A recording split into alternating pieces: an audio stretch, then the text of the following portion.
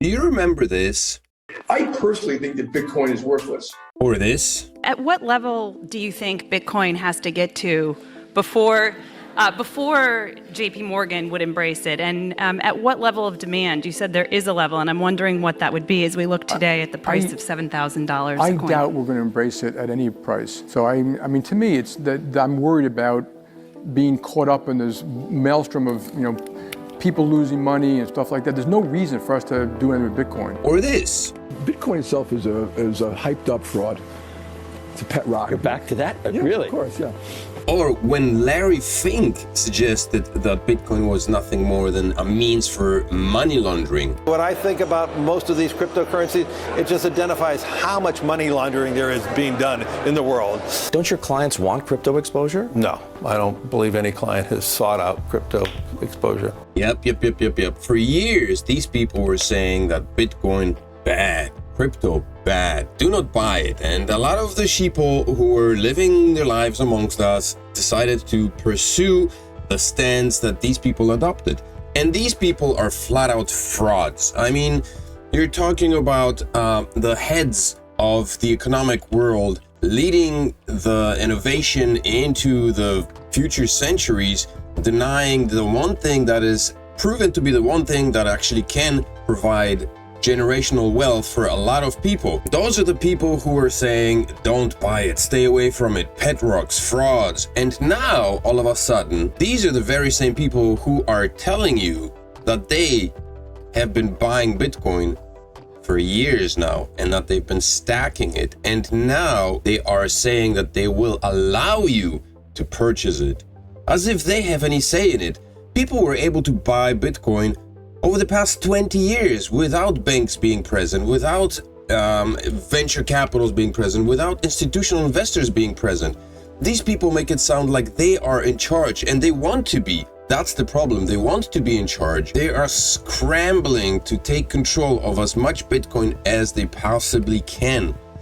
JPMorgan boss Jamie Dimon says bank will allow clients to buy Bitcoin. They will allow them to buy Bitcoin? Banks should have no say in Bitcoin at all. First of all, banks will be required to grant access to people to buy Bitcoin. Banks do not hold Bitcoin. The only way that banks are involved, they become the middleman. Banks are a necessary evil in the process of the middle game. JP Morgan said on Monday that his bank will allow its customers to buy Bitcoin, the largest sign of the bank's increased openness to asset, despite Dimon's years of criticizing the largest crypto by market value and digital assets more widely. Basically, they will become what every other bank is. They will allow you to wire money through the bank into an exchange, and then obviously you'll be able to use that money in order to buy Bitcoin or cryptocurrencies, or maybe who knows what. But it's still unclear on which exchanges they will partner with, because in most cases banks partner up with certain exchanges and allow those exchanges to use the bank services in order for clients to purchase cryptocurrencies on that particular crypto exchange. So my assumption is that JP Morgan will allow people to purchase Bitcoin and other cryptocurrencies on Coinbase, because that's pretty much the only cryptocurrency exchange in the United States. BlackRock has managed to get itself balls deep into cryptocurrencies and Bitcoin already, and so JP Morgan is left behind. And they don't want to be left behind, because that is a very nice chunk of income that they're missing out on. Obviously, think about the transaction fees that JP Morgan will now be able to accrue to collect from people using their services and allowing them to purchase Bitcoin. Other top US banks are also offering crypto-related products. Morgan Stanley, Ted Pick, said in January the bank would work with regulators to see how they could offer crypto safely, and said in January that it would allow financial advisors to pitch some spot Bitcoin exchange traded funds to qualified customers. So basically these banks are going to push ETFs, most likely those held by BlackRock, onto their customers and collect money from those. So again, the cryptocurrencies like Bitcoin and other cryptos are being snapped up. They're beginning to be controlled by banks once again. And this will hit home as soon as I read another article. But let me just show you here, post on X.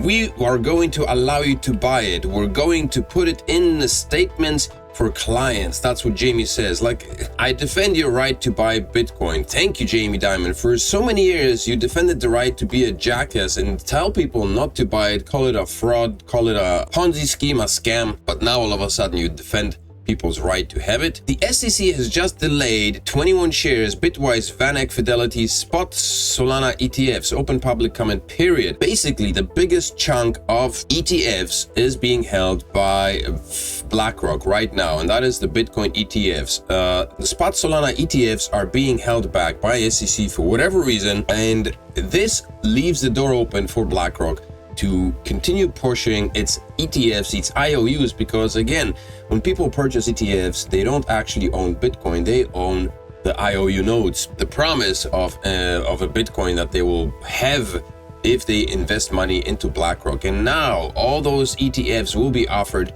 through the likes of jpmorgan's, which will obviously expand the exposure of those BlackRock ETFs to other people across the great nation of the US. The US Securities and Exchange Commission has postponed its decision on several spot Solana exchange traded funds, including those proposed by 21 shares Bitwise, VanEck, Solid, X, Bitcoin Trust, and Fidelity. The SEC has opened a public comment period for the 21 shares Bitwise Solana ETFs and cited the need for further review and delaying the approval of Fidelity's Spot Solana ETF. The CBOE BZX exchange has filed a rule change proposal to list shares of Bitwise's Solana ETF under BZX Rule 14.11E4, which pertains to commodity-based trust shares. These delays reflect the SEC's ongoing cautious approach towards approving cryptocurrency-related ETFs, particularly those involving Solana. Why Solana? I'm not sure. I mean, all cryptocurrencies outside of Bitcoin are speculative, and if something were to happen to the likes of Solana or other altcoins and banks were the ones pushing these ETFs, the shit would hit the fan if something went belly up for Solana, and of course banks would be held responsible, or they would have to at least bear the burden of having to explain themselves for why they were offering these ETFs. They would never really, nothing ever happens to banks, let's be honest. I mean, governments spend billions of dollars to bail them out, while banks can do anything the heck they want, and their mistakes and their failures are paid for by the taxpayers anyway in the end. So not like anything really ever happens to banks. They would have to face explanations to customers for why their money is being lost. And it just so happens that it's just in this week we've got delayed ETFs. JP Morgan and other banks are jumping in on the bandwagon, and they are now allowing people to buy Bitcoin. And now Cardano audit probe 600 million ADA gap was treasury looted. And so now Charles Hoskinson will have to be explaining himself on the missing $600 million. As allegations of stealth transfers and unilateral ledger changes rock Cardano, the community awaits answers from a treasury audit that raises the stakes not just for founder Charles Hoskinson, but for the project's future credibility and community trust. These are issues that will rock the boat in a bank if they were to offer ETFs based on Cardano, for example, right? So something similar could happen to ADA. If that were the case, then of course banks would have to be in the spotlight. People would probably point fingers at the banks for having provided ETFs that were clearly unstable. The takeaways from this article are artist Mossad Alexander claims that in 2021 hard fork allowed Cardano's team to move 318 million ADA from pre-sale wallets to reserves.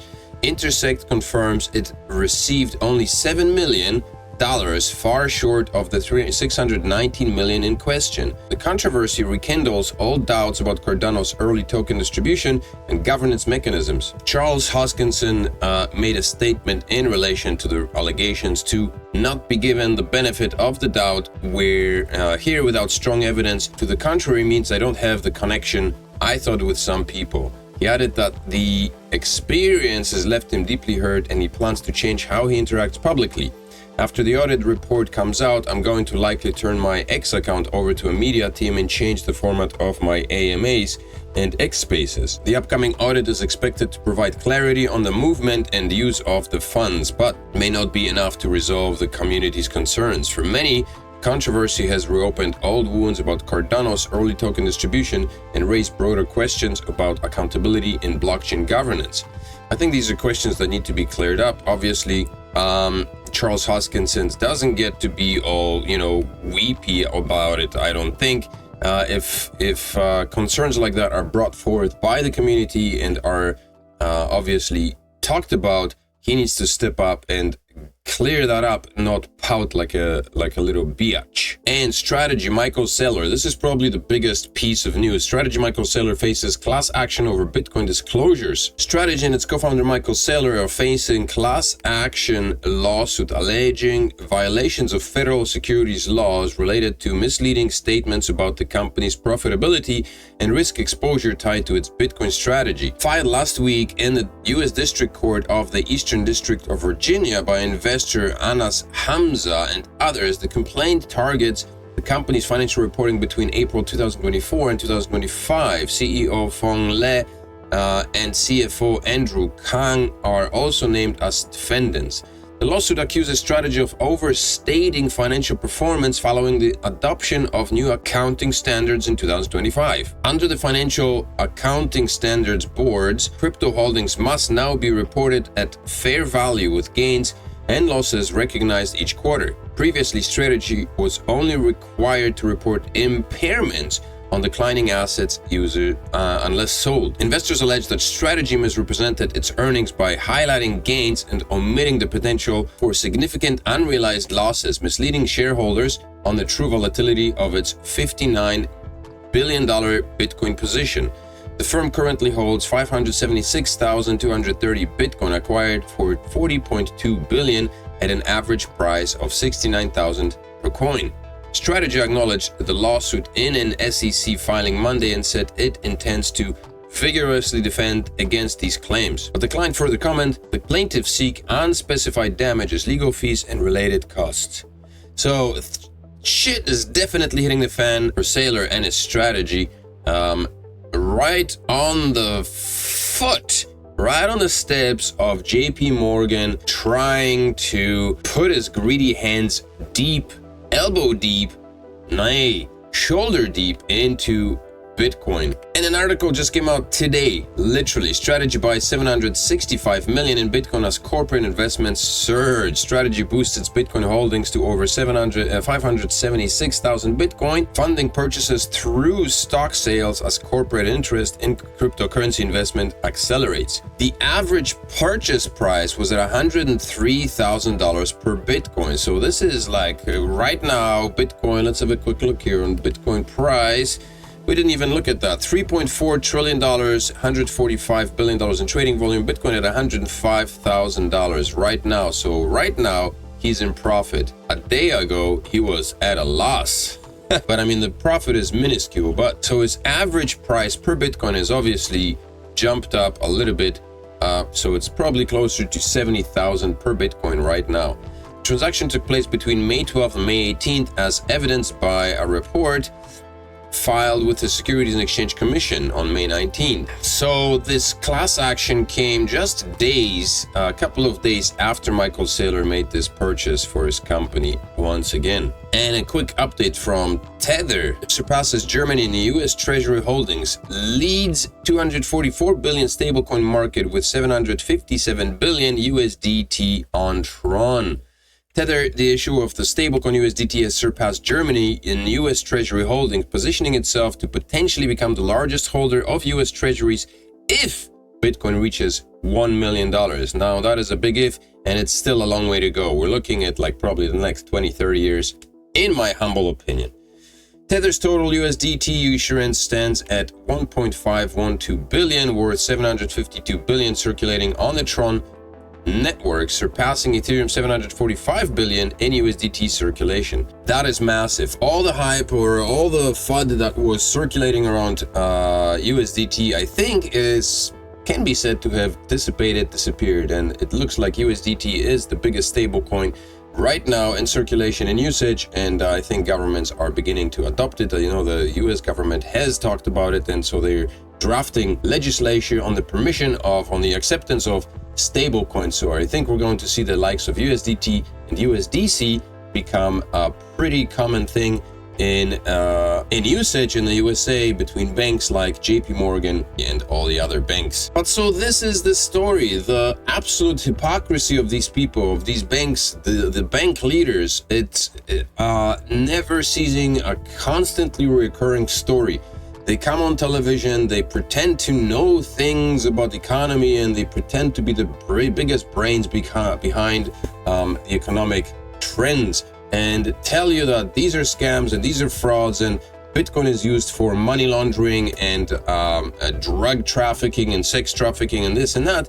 And then all of a sudden, all of that what they said doesn't seem to matter anymore. So it's either that they're scrupulous or they're completely full of shit. Which one is it? Do they truly believe the things that they say? Does Jamie Dimon truly believe the things that he says? Does he believe that Bitcoin has been used for sex trafficking and drug trafficking and money laundering, but has changed his mind right now? Or does he truly believe those things, but he doesn't care as long as these things are profitable to him? It's almost sociopathic behavior. And for the future, I'd be very, very cautious about listening to these clowns on television and taking their word at price value, because they're hypocrites, they're liars, or they're flat out psychopaths. You make up your own decision. Let me know in the comment section below of what you think is wrong with these people, and I would love to see those comments. Have a fantastic Tuesday. I will see you tomorrow on a Wednesday. CryptoFather out.